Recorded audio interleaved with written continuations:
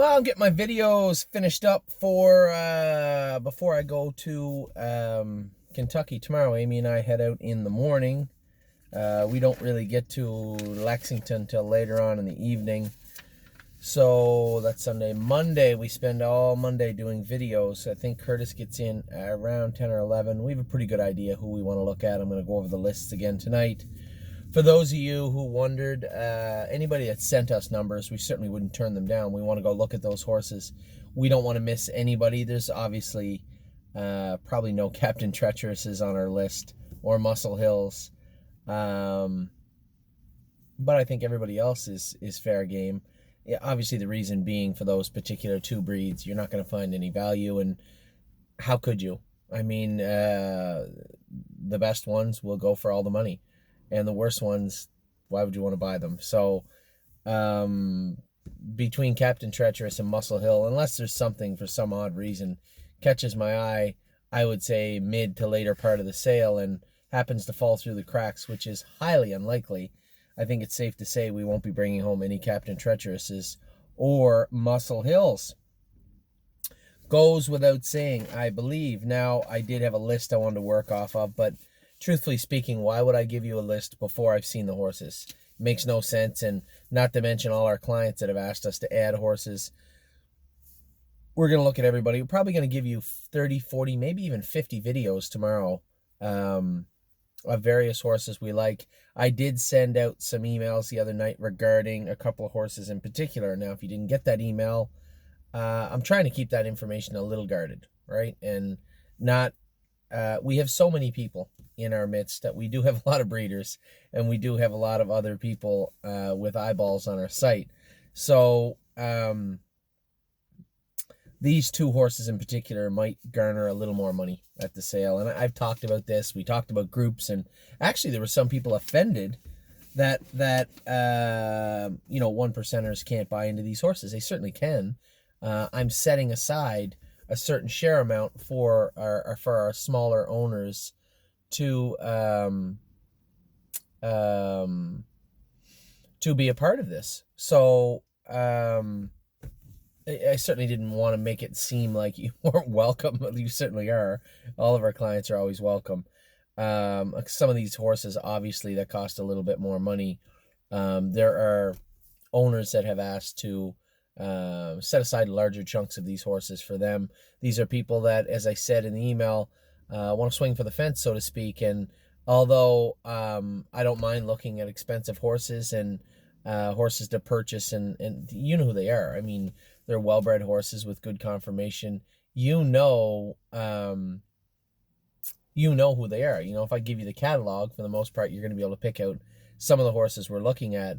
But I still wanted to find value. So for other reasons, various reasons, there may be some value found in these horses. Having said that, you're still looking at six figures or maybe a little north of six figures. So I made a good case to everybody last week who we were looking at, roughly speaking, as far as sires.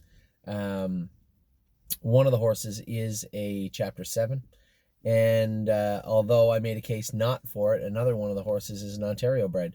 Reason being, two reasons. One, the biggest base of our ownership, for the most part, I think is close, Ohio or Ontario. But being in Ontario, we have a lot of clients here also that like to visit the farm. And there is a couple of horses in the sale that I find intriguing. Now, having said that, I think anybody that doesn't sell their Ontario breds in Ontario might be missing out this year, because a lot of our Ontario clients reference this 30% at the border, right? The exchange rate. But what they don't realize is, and maybe I'm certain maybe they realized it, I think long enough of it, a lot of Canadian people think the same way, right? Think that they're going to not spend that extra 30% and find value in Ontario at the London Select, and all they end up doing is driving the horses in the London Select up, sometimes higher than 30%. So in their attempt to save money, they actually cost themselves money. So there are some Ontario breds in the Lexington sale, some that I find very intriguing, as I said, and some that I am going to have a look at, one in particular. So probably by the time you see this video, I've already made a video of the horse, or I'm looking at the horse, but certainly I don't want there to seem there's any sort of secrecy surrounding these animals. But when it comes to potentially such a large amount of money, I don't want to take anything to chance. I don't want to leave anything to chance. So if you want to know who they are, simply ask. If you'd like a price point, I can tell you that both of them, one of them I'm pretty sure is going to be north of six figures, probably somewhere up around 120, 130,000.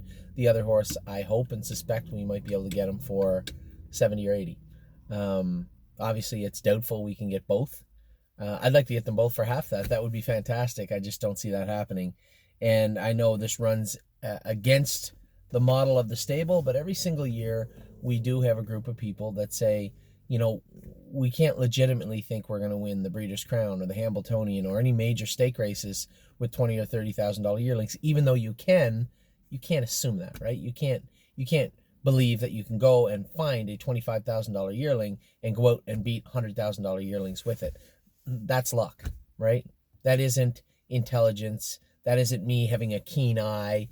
That's luck. And I don't mind that, because the downside of that is, even if that horse doesn't win the Hambletonian or the Breeders' Crown, even if that horse has an okay year, you're not out any money. You're not going to lose any money, and there's still probably some residual value there. You're probably going to make money maybe if you're lucky. But even if all things fail and the horse turns out to be a real dud, right? And we've had plenty. Your out-of-pocket money is... it isn't negligible, put it that way. It shouldn't put you in the poorhouse, and that's the whole point of the stable.ca, is to be able to budget.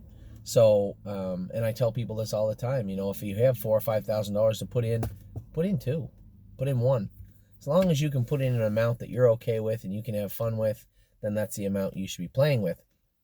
So when it comes to the sales,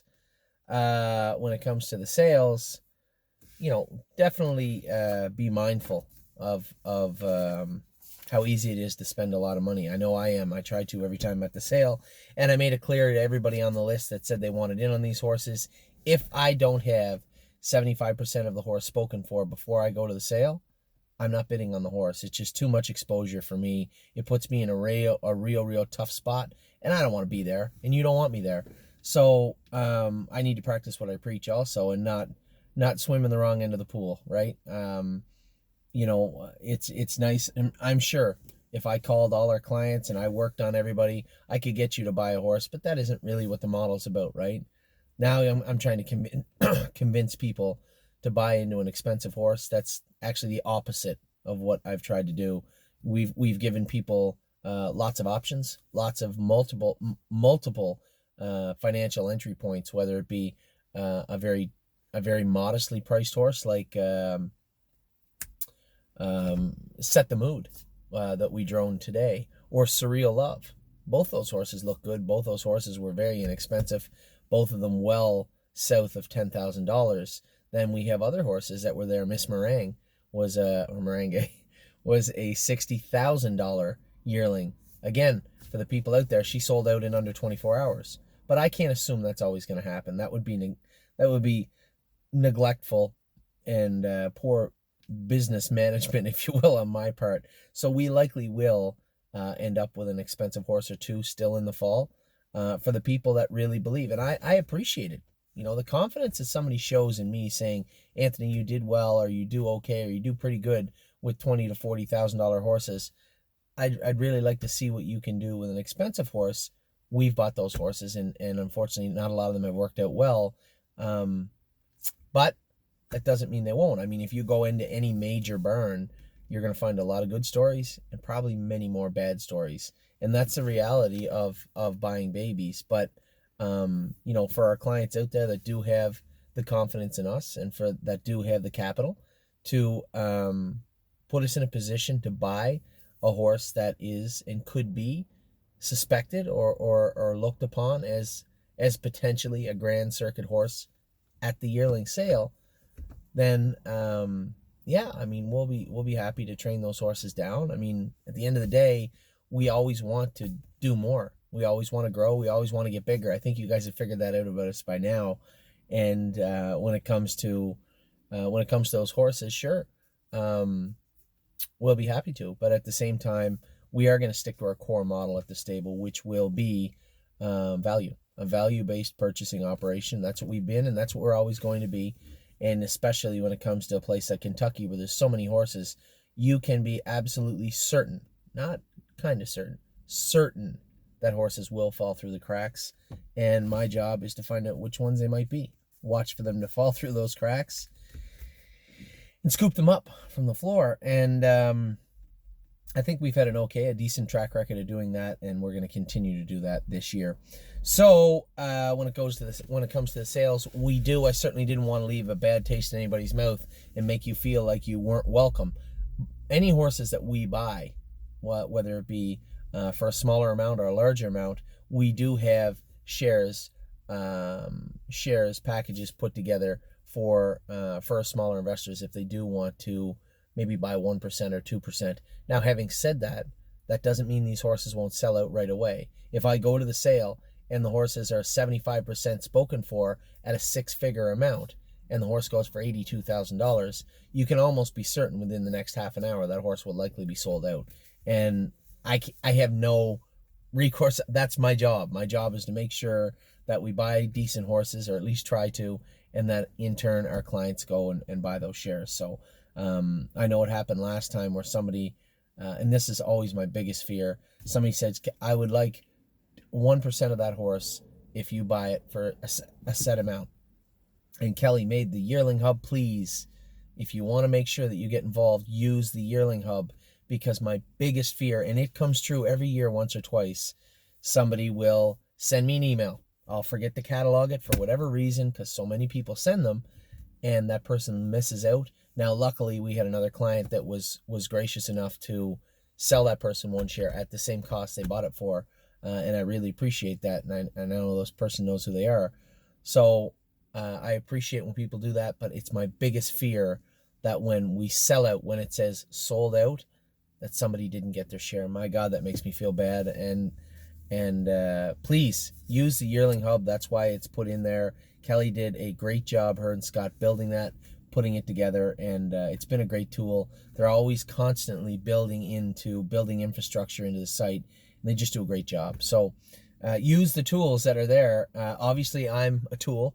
I'm somebody you can send the email to, and then maybe follow up for confirmation that you in fact are written down, because what I have is a list, whether it be on my phone or on a piece of paper like this, and it says Joe 2% of whatever horse, and then all of a sudden bang bang bang bang bang, all the shares are gone. I'm like, oh no, what about Joe?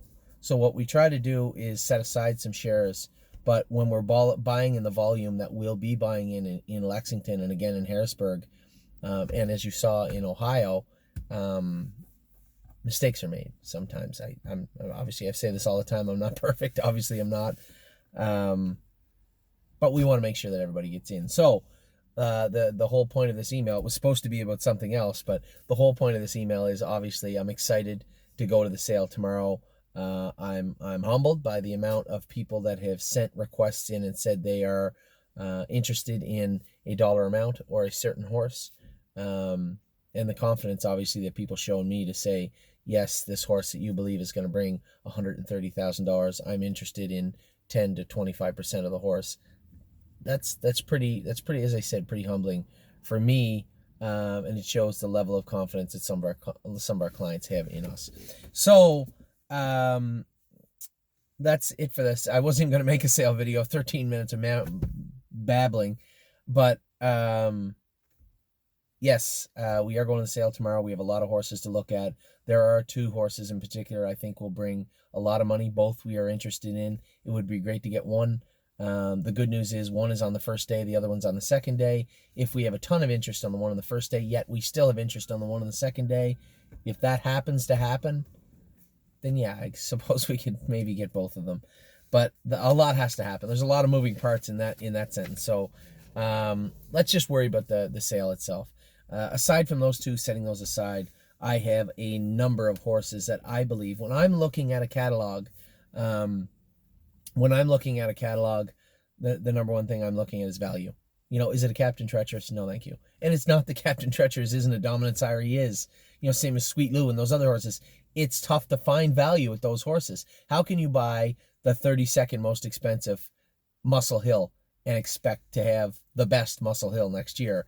What you're saying is the smartest people in the industry are not as smart as you, and that's the type of arrogance that will sink your boat really, really quick. I just as soon stay away from that fight.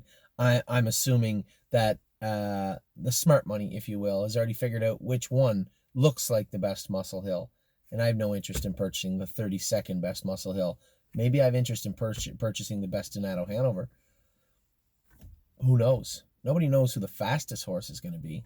They can tell you what the best looking one is. And while people are busy turning the page when they come to Sebastian K or Donato Hanover, maybe even the odd bar hopping, then we want to be the people that look at those. Now, having said that, I said, you're looking at a tough jurisdiction. And I know before everybody emails me, Muscle Hill is not in Pennsylvania anymore. I get that. But Father Patrick is. Southwind Frank is. Bar hopping is this year. Don't forget about Cantab Hall, who's still there. That's 4 powerful sires. 4. I know I'm forgetting one. I can't think of who it is. That's 4 right there. Below those, well below those right now, Donato Hanover and Sebastian K. Some really athletic-looking videos I saw with some interesting pedigrees. If those pedigrees and those videos match up with the on-site inspection of the horses, we could be in business. There's value, right? For me, there's value. Donato Hanover's already proved that he's a fantastic sire. If he finds the right mare and they make the right foal, who knows? You could have a very, very good horse. And that goes for a lot of sires. So it isn't that I'm not interested in a Captain Treacherous or a Muscle Hill.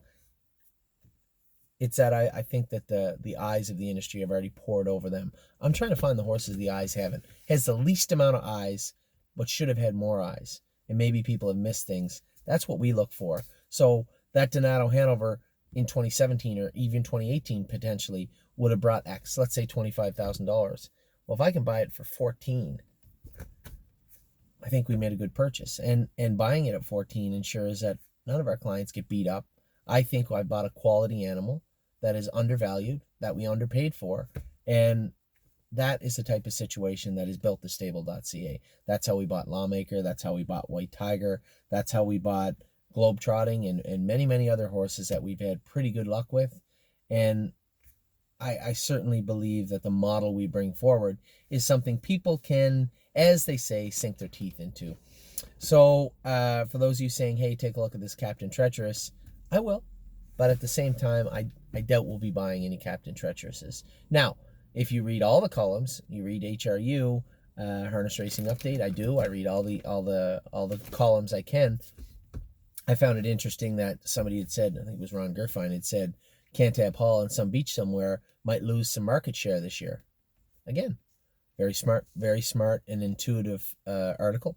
And the way it was written was very well. And I think he could be right. So again, I got my eye out there for some beach somewhere or a Cantab Hall. These are things I'm looking for, but by being able to take away some of the sale, that high-end portion of the sale, it opens the door to us. And this is, again, when I made that argument last week for that expensive trotter, this is why I landed on Chapter 7, right? Because he makes Grand Circuit horses. I think he's underappreciated. Even though people talk about him, I still believe Chapter 7 is an underappreciated sire on the world stage, which may sound stupid, but when you look at the sale prices, it is reflective of that. And I think that they can make horses that can compete with Muscle Hills, certainly with Father Patrick's, and Southwind Franks, who aren't even there's none of them racing right now. So, whether it be the new unproven sire on the scene, or whether it be the best sire maybe of all time, I think that Chapter 7 can compete with anybody. So what I thought was the most logical place to look at would be a Chapter 7. Obviously a New York-based Chapter 7. That's where the jurisdiction is for him. And because of that, I think that there's value to be found there. Whereas we can't afford the most expensive Muscle Hill. Sorry, none of us. I can't possibly expect somebody to shell out the kind of money that's going to be shelled out on day one of Lexington for a lot of these Captain Treacherouses and Muscle Hills. It is a lot, and it's something to watch, but it is a little ridiculous to think that these horses, they really have to be the best of the best, or you lose money every time. And I'm sorry, but a $400,000 Muscle Hill just has no interest for me at all. And, you know, more power to them. It's great for the industry that they get the exposure and people are spending money in the industry. But I'd rather spend a quarter of that on hopefully the best Chapter 7 than spend 4 times that on what could be the best Muscle Hill. Even though they're similar, there's value there for me. There's value in the jurisdiction I'm talking about, even though it's given us fits and headaches over the course of the last 4 years.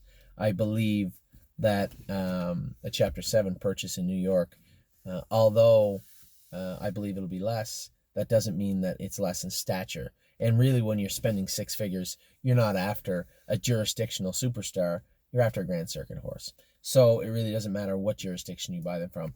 So obviously a short story, very long right now. One of the 2 horses I picked was a Chapter 7, and the other one was an Ontario bred muscle mass. So I'm interested in filling the positions for those 2 horses and then moving on with the rest of the sale. I have upwards of 80 horses to look at on Monday if I can. We'll probably video 40 or 50 of those and bring them to you, and then you can make up your own mind. Do you want to partner up with the stable at Lexington or not? It's completely up to you. It allows me, by you sending these emails, I say it all the time, it allows me to budget also, right? The last thing I wanted to be doing is dragging a large red ticket behind me out of Lexington. It puts a lot of pressure on me and a lot of stress on me. And I just found out that Zantac not good for you anymore, so I don't really want any more stress. Anyway, that's the scoop on the sale. That's the scoop on the groups. Again, my apologies if I offended anybody. It certainly wasn't my intention. We will have blocks of those horses cordoned off, at least for a short time, for any of our clients. The ticket will be thestable.ca, so you'll be able to follow along at the sale. The sale hub will let you know immediately when the horses are sold. We'll have videos following the sale, both before the sale, hopefully looking at the yearling in question, and then after the sale, a little update on what I think about how much we paid for the horse and how the horse looks. So that will be how the sale runs. It will be a full production. Curtis is there. They'll be editing. And I've asked Curtis, I haven't heard back from him yet, but I've asked him if we can have a webcast maybe right before the 3rd day, just to let everybody know how the sale has looked so far. We do expect to buy hopefully 1 on day 1, and I'm only really looking at 1 on day 1. So hopefully 1 on day 1, couple on day 2. That will set up the remainder of the sale. There is a boatload of horses I'm interested in days 3 through 5. So a lot to talk about there. A webcast maybe around 4:30, 5 o'clock in the afternoon might be the best way to go about that for the rest of our clients. And I know many of you, I know we've had upwards of 200 people tune in, but we have 700 clients and we have 1,400 people, almost 1,500 people following the stable. So I want to make sure that everybody can see what has gone on and what is going on. That webcast will be opened up to all our clients and potential clients, people following along, fans, if you will, and everybody can see what is transpiring in real time. So that's that. That's the sale. I guess the sale video I made that I wasn't going to make. I'll be right back in a minute. We got all the stables to run through, and I'll give you a quick rundown on the babies, who's turned out, who's not, and what's going on. Back in just a minute.